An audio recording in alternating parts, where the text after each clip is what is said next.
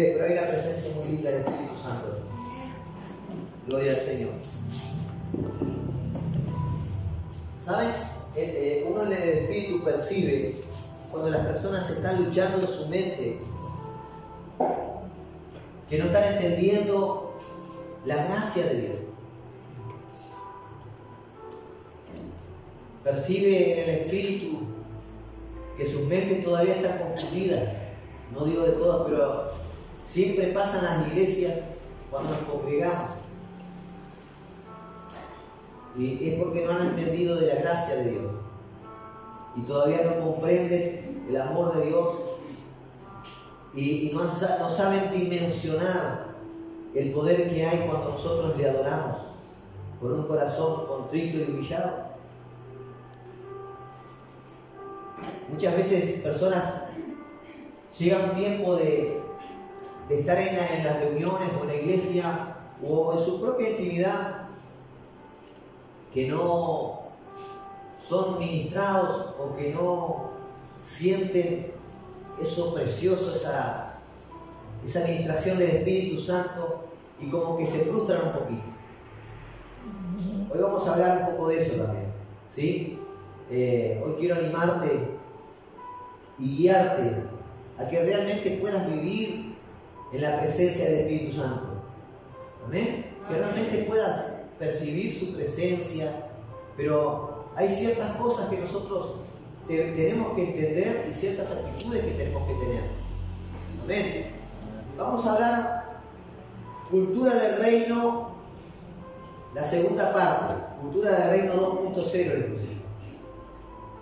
Habíamos hablado en la reunión pasada de la primera parte de cultura del reino, donde hicimos una introducción, ¿verdad?, a lo que era la cultura, y que cómo Jesús confrontó a los propios religiosos de la época, de que ponían sus tradiciones, su cultura, ¿verdad?, por sobre la ley de Dios, y cómo eso nos afectaba.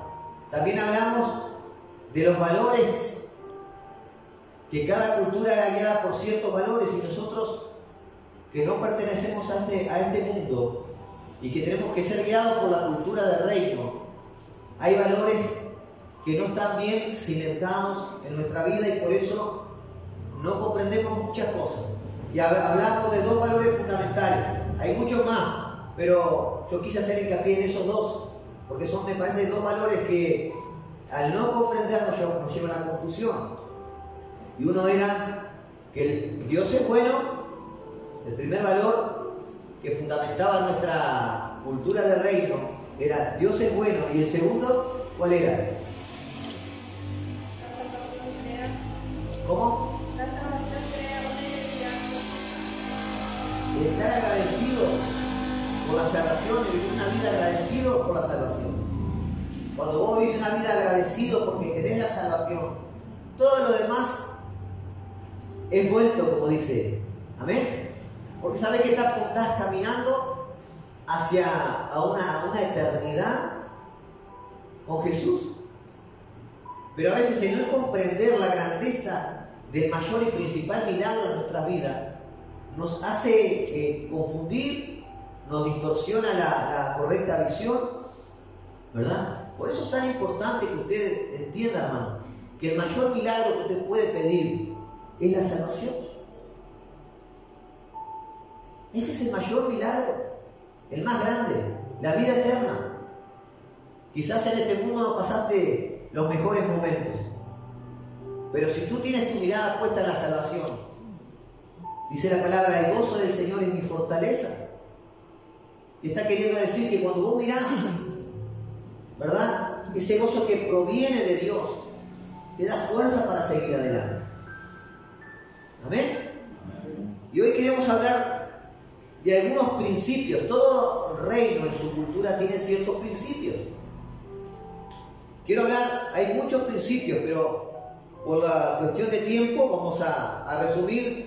Y allí en las bienaventuranzas, en el libro de Mateo, en el Evangelio de Mateo, capítulo 5, nos habla de las bienaventuranzas. Y ahí tenemos principios fundamentales para los que quieren caminar, ¿verdad?, con la cultura del reino. Y yo quise traer hoy, si nos da el tiempo, 3 principios fundamentales.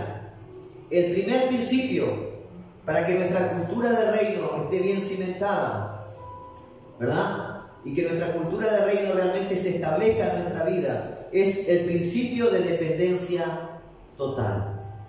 Principio de dependencia total. Está en Mateo capítulo 5, versículo 3.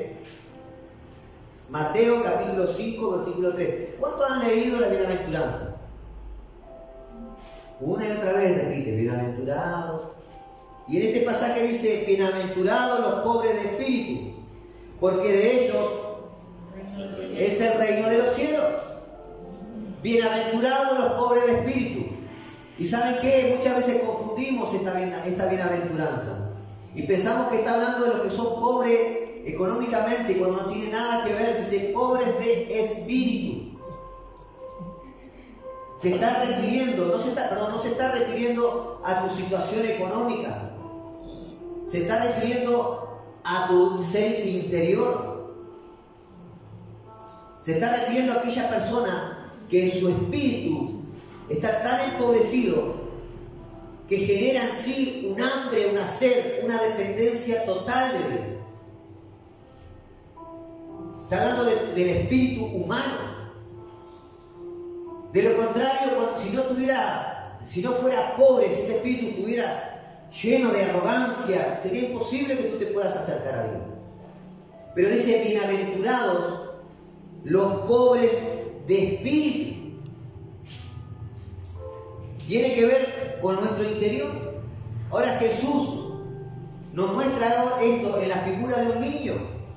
En Mateo capítulo 18, versículo 3, Jesús representa esta bienaventuranza comparándolo con un niño. Miren lo que dice. Mateo 18, capítulo 3. Y dijo, de cierto os digo, que si no os volvéis y os hacéis, escuche, si no os volvéis y os hacéis como niños, no entraréis en el reino de los cielos. La vida de un niño, hermanos, Jesús hizo esta comparación porque la vida de un niño es imposible sin que un adulto lo críe, lo enseñe, lo alimente, ¿verdad? Ninguno de nosotros cuando nacemos nos dejan ahí en una cuna sin alimentarnos, y a medida que es imposible que podamos sobrevivir. De la misma forma, el cristiano cuando viene al camino del Señor, que dice que nace de nuevo, dijo Jesús, le dijo a Nicodemo, quien no naciere de nuevo no puede entrar al reino de los cielos. Nace de nuevo. Ese niño necesita crecer. Ese cristiano necesita crecer de la mano de Cristo Jesús. Es imposible que puedas crecer apartado. Es una falacia creer que yendo a la iglesia una vez cada tanto y no teniendo una vida de comunión con Dios en tu día a día, puedas realmente crecer, que puedas sobrellevar las dificultades que vengan y salir victorioso. Miren, un niño lo que desea es pasar tiempo con su padre, sentirse seguro y protegido, sentirse sustentado, amado y valorado. Amén. De la misma forma nosotros necesitamos generar ese deseo y esa necesidad de nuestro Padre. Miren, cuando Dios sacó al pueblo de Israel de Egipto, Él necesitaba cambiar su mentalidad y generar una dependencia total de Él. Cada cosa que aconteció allí en el desierto era para cambiar su mentalidad de un esclavo del pecado, de un esclavo, a una mentalidad de reino. Jesús cuando les proveyó el maná, se lo proveía para unos cuantos días o día a día. Día a día. Es más, les digo, ni siquiera junten para el otro día. Cuando Él proveyó ese maná, los israelitas cada mañana tenían que levantarse, juntarlo, comer ese día y no tirara lo que sobraba, no podía usar al otro día. ¿Era un antojo del Señor esto? No. Él estaba queriendo generar una dependencia de Él en estos israelitas, porque ellos venían con una dependencia de sí mismo y una dependencia de su esclavitud. Es más, ¿cuántas veces leemos en la Biblia que ellos se quejaban de que los habían sacado de la esclavitud? Y comparaban la vida de esclavitud a estar viviendo bajo el señorío de Dios, teniendo una nube que los cubría en el día para que el sol no los lastimara y una columna de fuego durante la noche. ¿Qué mayor poder y gloria Dios les podía demostrar? Con eso el Señor le mostraba su poder, y con la provisión del alimento generaba una dependencia de Él. Y eso es lo que más nos cuesta a los seres humanos, a los cristianos mismos, generar una dependencia total de Él. ¿Por qué nos cuesta desprendernos de ciertas cosas? ¿Por qué nos cuesta desprendernos de ciertas cosas? De ciertos hábitos, de ciertas amistades, desprendernos de lo económico, desprender nuestra salud. Lo primero que hacemos cuando nos sentimos con un dolor de cabeza, una gripe, ¿qué es lo primero que hacemos? Ya dígame si va, ayunamos, oramos y nos ponemos. Mentira. Lo primero que hacemos, pensamos que hay una enfermedad y ya estamos sacando cuenta para comprar medicamentos. ¿Sí o no? Sí. Y no digo que esté mal el usar medicamentos, pero ¿por qué no vamos primero al Señor? ¿Por qué no doblamos nuestras rodillas y clamamos, Señor? Yo me acuerdo que en un encuentro, desde el año 2003, cuando nosotros habíamos comenzado a administrar el encuentro de jóvenes y mayores también al final, siempre, hermanos, terminaba o comenzaba los días de ese encuentro con una grave opresión en mi mente, una grave migraña, un fuerte dolor. Y yo me acuerdo que ya era como un procedimiento automático en mí, cuando hacía los aprontes para irme al lugar del retiro del encuentro. Siempre estaba la provisión de ibuprofeno. Acá le llaman Astrón, en Uruguay Perifar. Siempre mi blister de ibuprofeno para el dolor de cabeza. Y ante la primera señal me tomaba un ibuprofeno porque era insoportable el dolor y tenía que ministrar y tenía que dar talleres, ¿verdad? Y eran prácticamente 48 horas en las cuales estamos en una intensa búsqueda de Dios, una intensa administración. Y entonces había mucha responsabilidad sobre mí y acudí a eso, hermano. Miren cuánto demoré. Año 2003, empecé a experimentar eso. Año 2017, 2016 o 2017 venimos acá. 2017. Ministramos un encuentro, hermano. Y recuerdo que había llevado mi blister, ya previendo como todos los años atrás, de ibuprofeno. Y recuerdo que habíamos ministrado la noche de liberación. Y cuando terminé de ministrar ese taller, recuerdo que salí de ahí y enseguida como que me tomó algo en mi mente, ¿verdad? Sentí una opresión fuerte y me dio una migraña y en las sienes y en mi frente y en mi nuca y hasta en mi espalda sentía como algo que me tomaba como un dolor muy fuerte. Y comencé a caminar hacia la cocina donde estaba mi esposa para pedirle un ibuprofeno. Y el Espíritu Santo me dijo que no tomara ibuprofeno, que eso era espiritual. Y recuerdo que me mostraba el Espíritu Santo como un gran 100 pies que tomaba mi espalda, un espíritu inmundo que tomaba mi espalda, mi nuca, mi cabeza, hasta mi frente, ¿verdad? Y recuerdo que me dijo que reprendiera y yo digo, en el nombre de Jesús reprendo todo espíritu de opresión. ¿Saben, hermanos, que al instante mi mente, el dolor ese que tenía desapareció? Y recuerdo que venía un hermano atrás de mí. Y él me miraba y me vio haciendo eso. Caminé unos pasos más, me vino a la mente de nuevo ir por el ibuprofeno por las dudas. Mire, si todavía no había generado dependencia de él. Caminé de nuevo, seguí caminando a la cocina a buscar de nuevo ibuprofeno. Otra vez el dolor volvió a mi mente y a mi espalda. Y recuerdo que otra vez el Espíritu Santo me dijo, reprende.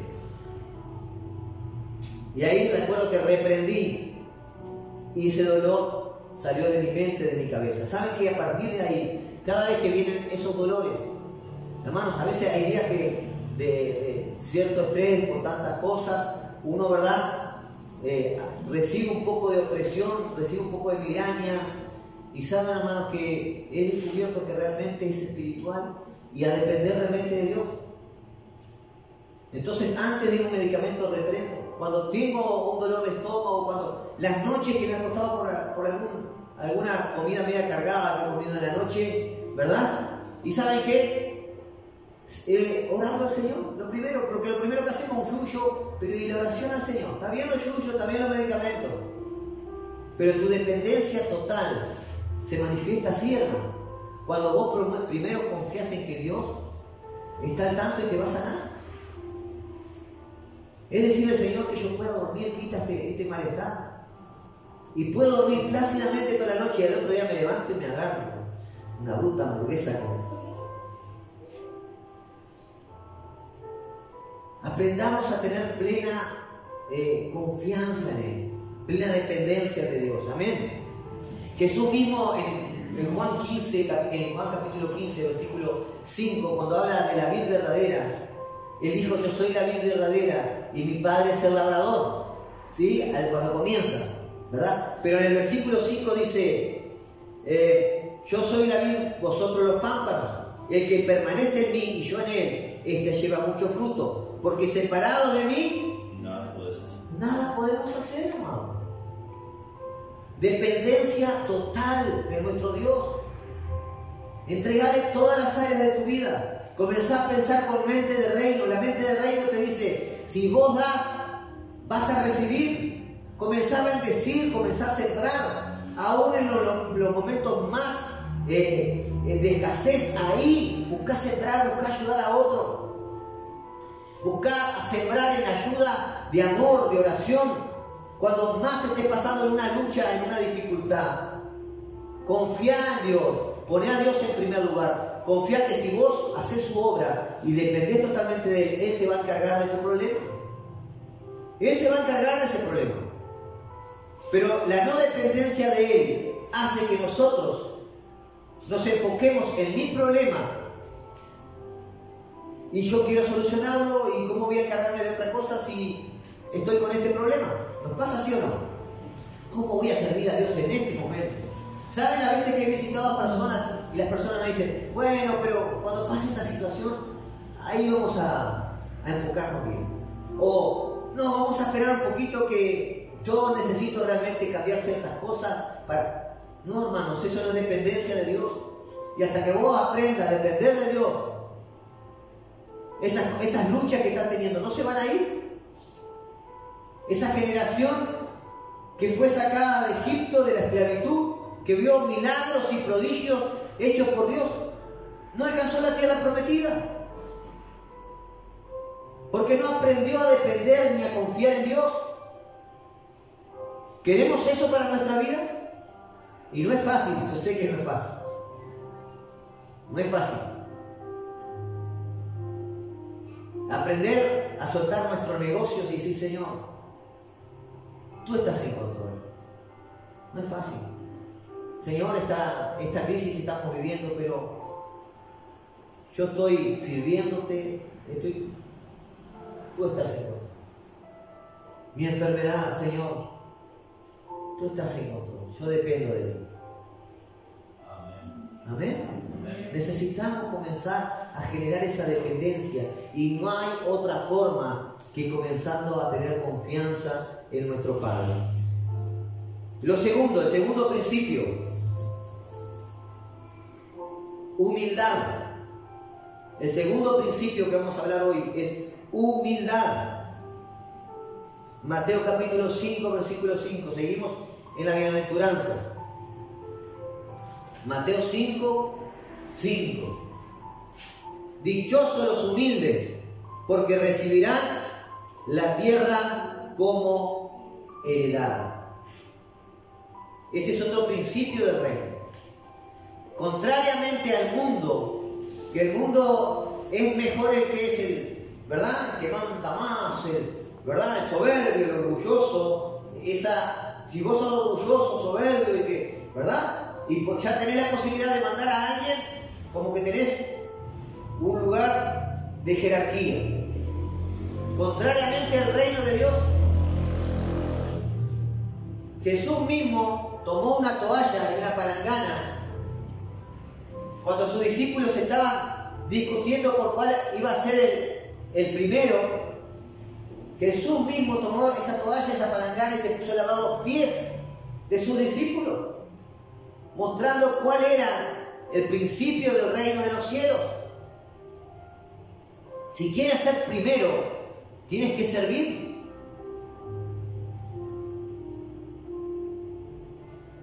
Santiago capítulo 4, versículo 6. Santiago capítulo 4, versículo 6.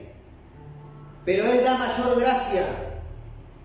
Por esto dice, Dios resiste a los soberbios y da gracia a los humildes. Otra versión dice, Dios se opone a los orgullosos, pero trata con bondad a los humildes.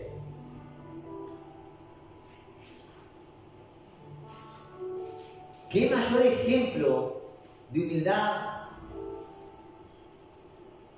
que el que Jesús nos dejó? Siendo Dios, se hizo hombre y sufrió como hombre. Y Él mismo dijo, yo no vine a ser servido, sino a servir. Amados, necesitamos generar humildad, trabajar en humildad en nuestra vida.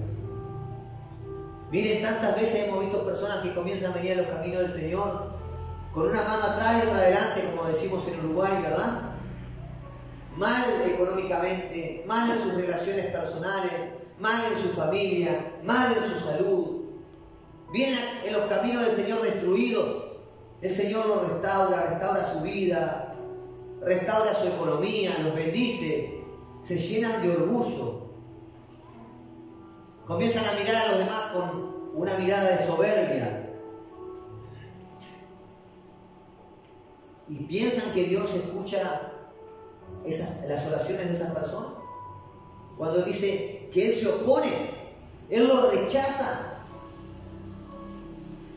Es imposible acercarte a Dios con una actitud de arrogancia y de orgullo.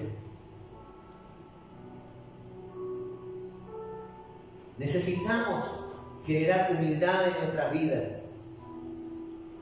Ahora, ¿cómo hago para vivir en humildad? Porque algunos dicen, sí, el pastor dice que tenemos que vivir en humildad, pero es fácil decirlo, pero ¿cómo le hacemos? Lo primero es aplicar el principio número 1, el principio de dependencia total. Cuando vos aprendés a depender totalmente de Dios, ahí ya tu orgullo, el yo, comienza a aplacarse. Señor me va a sacar de esto. Yo confío en Dios. Dios es grande, me cuida. De lo contrario sería, yo voy a salir de esta situación. No, Dios me va a ayudar. Es por su gracia y misericordia. Amén. Necesitamos, para generar humildad, entender la importancia del principio de dependencia total. Y lo segundo, pongo mi corazón quebrantado en las manos de Dios. Pongo mi corazón quebrantado en las manos de Dios. Cuando nosotros experimentamos el caminar en los caminos de Dios, hay dos fuerzas que trabajan en nuestras vidas: las fuerzas exteriores y las fuerzas interiores. Las fuerzas exteriores que generan ese quebrantamiento, ¿sí? puede ser la pérdida de un ser querido, puede ser una enfermedad tuya o una enfermedad de un ser querido, puede ser una situación económica, puede ser un divorcio, puede ser una relación en el matrimonio que se está acabando, puede ser un problema de un hijo en las drogas, o es una situación indeseada, pero es externa. Eso genera en nosotros un quebrantamiento. Pero el otro quebrantamiento que nosotros comenzamos a experimentar en los caminos de Dios y cuando comenzamos a conocer de Dios, es ese quebrantamiento interno, ¿verdad? Que es nuestro pecado. Miren lo que decía David en el Salmo 51. David, cuando peca con Betsabé, ¿verdad? Él pega con Betsabé y él estaba ocultando su pecado. Tanto así hizo para ocultar su pecado que cometió más pecado. Porque a raíz del adulterio tuvo que mentir. Y no solo tuvo que mentir, sino tuvo que mandar a asesinar. Y él seguía cada vez, hermanos, su pecado viene de la mano de otro. Mientras vos quieras mantener oculto tu pecado, te va a llevar a seguir pecando. Y la continuidad de este pecado hace que cada vez te alejes más de Dios. Amén.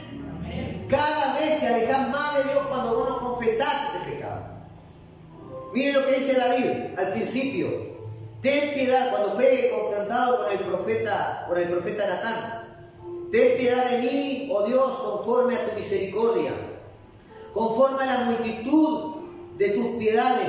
Borra mis rebeliones. Versículo 2 del Salmo 51.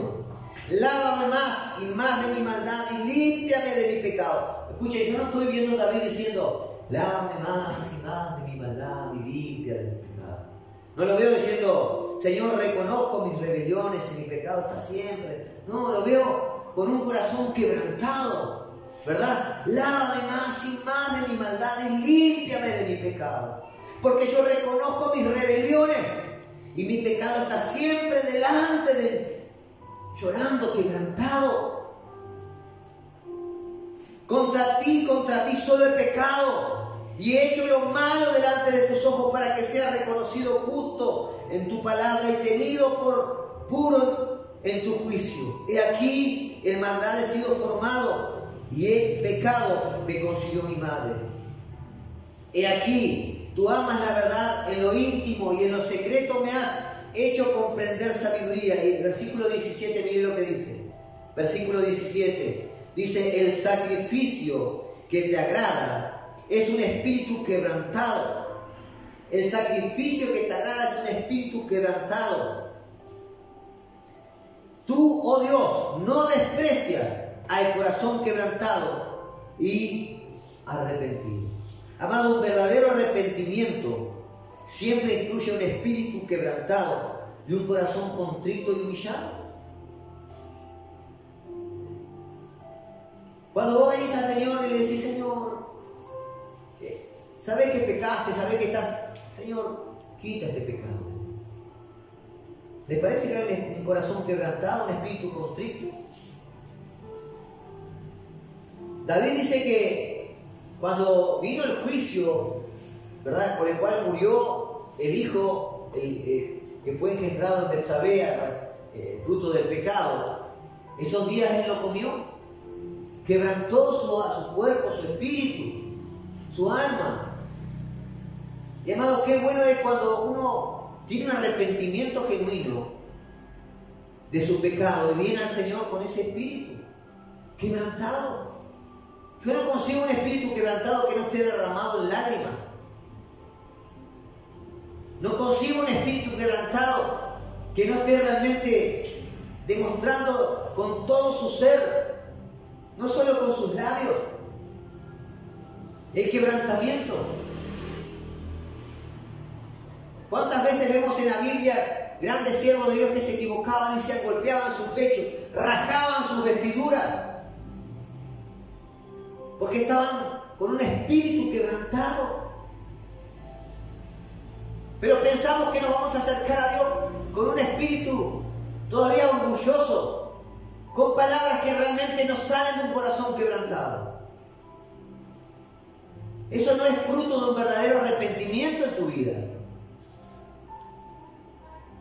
Y eso lo haces cada día cuando vas a los pies de Dios. Señor, ¿saben? Mis mejores tiempos en la presencia del Espíritu Santo han sido los tiempos que he quebrantado mi espíritu y que me he derramado en lágrimas, tanto así que he entendido lo poco que soy y cómo el Señor, aún siendo tan poco, sigue poniendo su mirada en mí, me sigue restaurando, levantando, me sigue amando. Pero eso se logra ver solamente cuando hay un espíritu quebrantado. Mientras sigas con una actitud contraria, quiere decir que tu orgullo te está dominando, tu arrogancia te está dominando. ¿Amén? Amén. Necesitamos un espíritu quebrantado. Pablo, en Romanos capítulo 7, versículo 15, dice lo siguiente. Mira, hermanos, nadie está libre del pecado. Es algo que día a día tenemos que levantarnos, tomar nuestra cruz, como dijo el Señor, y seguirlo. Eso quiere decir que estás renunciando a tu naturaleza pecaminosa y estás queriendo acercarte a Dios y estás luchando contra esa fuerza interior que te está guiando al pecado. Miren lo que dice Pablo, Romanos capítulo 7, versículo 15. No entiendo el resultado de mis acciones, pues no hago lo que quiero, y en cambio aquello que odio es precisamente lo que hago. Pero si lo que hago es lo que no quiero hacer, reconozco con ello que la ley es buena. Así que yo no soy quien lo hace, sino el pecado que está en mí. Porque yo sé que en mí, es decir, en mi naturaleza débil, no reside el bien. Pues aunque tengo el deseo de hacer lo bueno, no soy capaz de hacerlo. ¿Cuántos se sienten identificados con esto? ¿Cuántas veces después que le mandamos una macana digo, ¿saben? Cuando aquel proceso que pasé en el cual caí en un pecado profundo, cuando salí de allí, cuando el Señor me sacó de allí, hermanos, yo me recordaba lo que hice y digo, cuánta vergüenza siento. Cuánto me tuve que humillar en la presencia de Dios, cuánto tuve que ser quebrantado. Pero ese quebrantamiento trajo sanidad a mi espíritu, trajo sanidad a mi alma, trajo sanidad a mi ser. Ese quebrantamiento muestra a nuestro Padre el deseo y el arrepentimiento que tú tienes. Hermanos, no te juzgo por lo que estás luchando. Todos luchamos cada día. Pero te digo que si no estás viniendo con un corazón quebrantado, no vas a salir de ese desierto. Necesitas venir con un corazón humillado, un corazón quebrantado ante Dios. Miren el apóstol Pablo con toda la revelación que él tenía. Cuando él habla de la Santa Cena del Señor, el apóstol Pablo dice lo que recibí de Dios, lo que recibí de Jesús. Él no estuvo presente en la Santa Cena. ¿Y por qué leemos tanto en Corintios? Dicho por Pablo, lo que he recibido del Señor. Él tenía la revelación de lo que se experimentó en la Santa Cena. Imagínense el nivel de comunión. Y él está diciendo aquí, hago lo que no quiero hacer. Entendemos, hermano, tu lucha. Entendemos esa situación que estás viviendo. Pero te digo que mientras no tengas un corazón quebrantado, un espíritu humilde, y así te presentes ante Dios, no vas a poder salir de esa situación. Necesitamos humillarnos en su presencia. El tercer y último principio que voy a hablar hoy, y hoy quiero ministrar en esta área principalmente, que aprendamos a humillarnos en su presencia. Amén. Tercer y último principio, principio de santidad. También está en la bienaventuranza, principio de santidad. Y amados, yo quiero que tú entiendas que cada principio está unido al anterior. Es difícil, prácticamente imposible, que tú alcances crecer en uno de estos principios, porque estos son principios que tenemos que ir creciendo, ¿verdad? Nuestra dependencia de Dios, poco a poco vamos creciendo en las pequeñas cosas, ¿verdad? Cuando hablamos de nuestra humildad, poco a poco Dios va tratando, a medida que nos vamos humillando, vamos deseando ser humildes, ¿sí? Deseando ser humildes, Él va tratando, y poco a poco nos vamos santificando. Este es el tercer principio. Mateo capítulo 5, versículo 8 dice: dichosos los de corazón limpio, porque ellos verán a Dios. Dichosos los de corazón limpio. Miren, David oraba de la siguiente forma, en el Salmo 51, versículo 7. Él decía: quítame la mancha de pecado y quedaré limpio. Lava todo mi ser y quedaré más blanco y quedaré más blanco que la nieve. Entonces enseñaré, en el versículo 13, entonces enseñaré a los transgresores tus caminos y a los pecadores que se conviertan a ti. Entonces enseñaré a los transgresores tus caminos y los pecadores se convertirán a ti, perdón.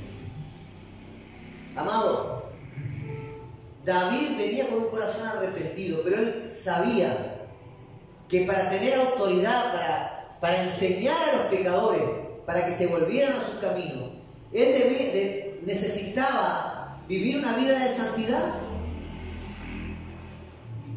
Él necesitaba vivir una vida de santidad, amado. Nosotros somos embajadores del reino. ¿Sabía usted? Usted es un embajador del reino, así lo nombra la Biblia. Un embajador, cuando va a representar otra nación, ejerce la autoridad o representa la autoridad del rey o el presidente de esa nación. ¿Sabía?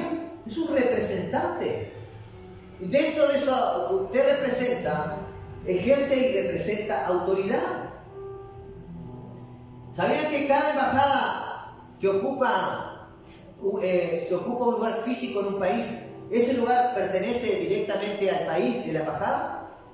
O sea, la embajada de Uruguay está en Asunción, ¿verdad? Ese lugar físico, el gobierno de aquí tiene que respetarlo. Y así en todos los países. Ahora, ¿cuándo se rompe eso? Imagínense si el gobierno de Paraguay comienza, o un gobierno de una nación, comienza a ver cosas que se sabe de cosas que se están haciendo en una embajada que está atentando, como apoyando el terrorismo, como apoyando ciertas cosas ilícitas o actividades ilícitas que pueden perjudicar a esta nación. Esa embajada seguramente de alguna forma va a poder ser o va a perder autoridad, ¿verdad?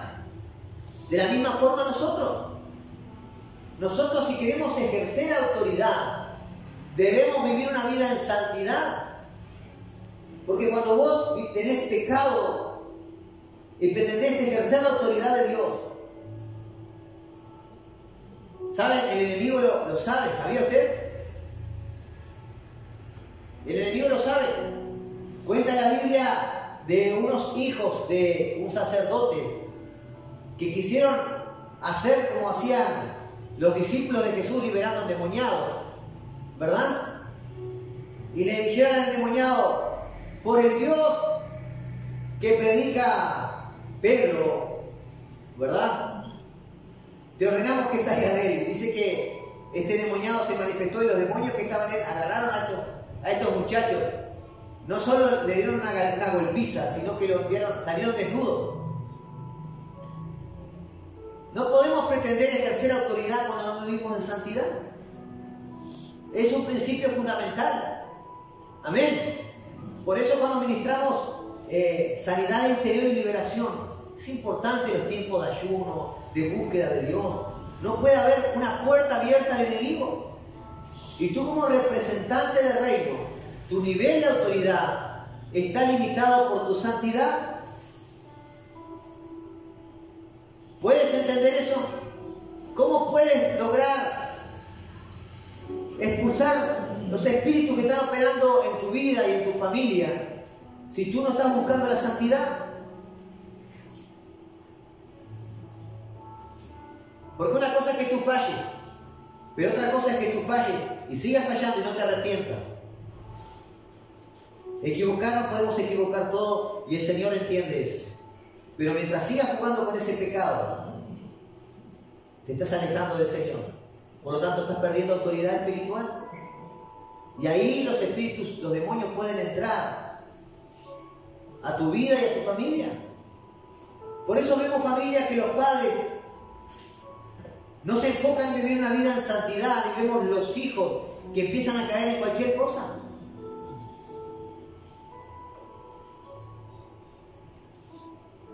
La Biblia advierte que debemos cuidarnos y no desconocer o ignorar la estrategia del enemigo que pretenden hacernos caer. Miren las señales que nos da la Biblia. Dice, sobre toda cosa guardada, guarda tu corazón porque de él mana la vida. ¿Qué hay en tu corazón? Emociones, sentimientos. Tienes que guardarte de tus emociones, que tus emociones y tus sentimientos no te controlen, que no estén por sobre lo que es correcto ante Dios. ¿Cuántas veces nos dejamos guiar por nuestros sentimientos y emociones y sabemos que se contraponen ante lo que es correcto ante Dios? Y eso abre una puerta al pecado.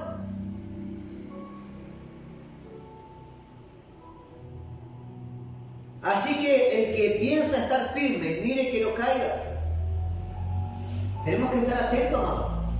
Sed sobrios y veraz, porque vuestro adversario, el diablo, como león rugiente, anda alrededor buscando a quién devorar.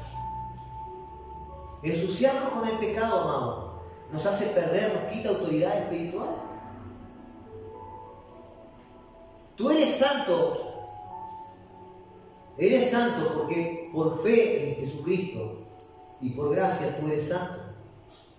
Pero necesitas buscar la santidad. Y es un proceso. Amén. Es un proceso. No es fácil, es muy difícil. Pero ese proceso necesita que tú tomes decisiones correctas. Tú eres quien toma las decisiones, el nivel de santidad que quieres alcanzar. Tú eres quien toma las decisiones, el nivel de autoridad que quieres alcanzar. Hermano, cuando vos estás lleno de autoridad, te aseguro que cuando hay un área de tu vida, ya sea la economía, ya sea la salud, tú puedes reprender en el nombre de Jesús y vas a ver que los demonios huyen. Los discípulos, aquellos 70 discípulos que el Señor envió de Dios de 2 en 2 a predicar el Evangelio, cuando vinieron dijeron, Señor, en tu nombre expulsamos demonios y las personas eran sanadas. Había autoridad de Dios en ellos, una autoridad de Dios delegada. Pero esa autoridad viene de la mano de la santidad. No podemos seguir jugando con el pecado. Es un principio del reino. Y mientras sigas jugando con esos pecados, con esas debilidades, con esas áreas en tu vida que no has querido entregar al Señor, ¿no tienes autoridad? ¿O no tienes la autoridad que necesitas? ¿Amén? Ponete de pie. En Romanos capítulo 6, versículo 12, Pablo dice, por lo tanto no dejen ustedes que el pecado siga dominando en su cuerpo mortal y que los siga obligando a obedecer los deseos del cuerpo. No entreguen su cuerpo al pecado como instrumento para hacer lo malo. Al contrario, entréguense a Dios como persona que ha muerto y ha vuelto a vivir. Entréguenle su cuerpo como instrumento para hacer lo que es justo ante Él. Así el pecado ya no tendrá poder sobre ustedes, pues no están sujetos a la ley, sino a la bondad de Dios. Amados, la santidad es posible. El nivel de santidad, tú puedes alcanzar otros niveles de santidad. Has llegado al primer nivel de santidad, que es entregar tu vida al Señor. Pero porque has seguido jugando con ciertos pecados, no estás recibiendo el nivel de autoridad que necesitas para llevar el reino donde tienes que llevarlo. Muchos quieren predicar la palabra, pero no quieren ser transformados. Muchos quieren hablar de Dios, pero no quieren ser transformados ellos primero.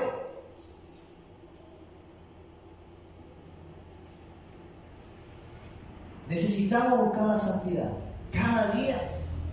Cada día es una lucha difícil, pero en Cristo Jesús podemos. En Cristo Jesús podemos. Y te lo dice alguien, hermano, que ha podido y que cada día toma su cruz. No estoy exento, no dejo ser un ser humano. Pero entiendo que si yo me aparto de los caminos de Dios, si yo doy así de ventaja al enemigo, pierdo autoridad. Y Él está buscando como león rugiente destruirnos. Si crees que Él está descansando porque hay como un impasse, es una mentira. Él no está descansando. Él está preparando tu caída. Seamos sabios, que podamos discernir los tiempos que estamos viviendo. Iglesia, necesitamos levantarnos en santidad. Necesitamos tener una dependencia total de Dios. Necesitamos venir con el corazón humilde ante Él. Miren lo que dice Isaías capítulo 57, versículo 15. Vamos a poner una adoración. Porque así dijo el alto y sublime, el que habita la eternidad y cuyo nombre es el Santo. Escuche esto. Yo habito en la altura y en la santidad, y con el quebrantado y humilde de espíritu, para hacer vivir el espíritu de los humildes y para vivificar el corazón de los quebrantados. Iglesia, si no has entendido esto hoy, no vas a ver las promesas, no vas a alcanzar la tierra prometida. Vení con un corazón quebrantado, un espíritu humilde ante Dios. No importa enfermedad, no importa debilidad, no importa en qué área estés pecando. Vení con ese corazón hoy contrito y humillado. Hoy Dios va a hacer un milagro. Hoy Dios va a traer una convicción a tu vida tan poderosa que vas a realmente experimentar el poder del reino. Y donde vayas, el poder del reino se va a manifestar en tu vida.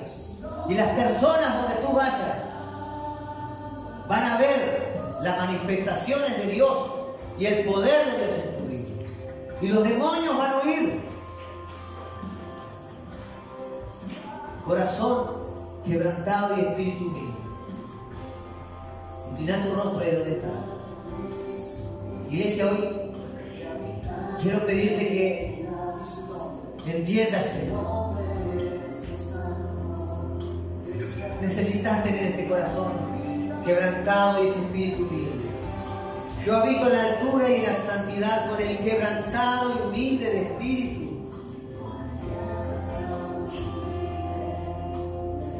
Yo te animo hoy, permite que el Señor opere en tu vida.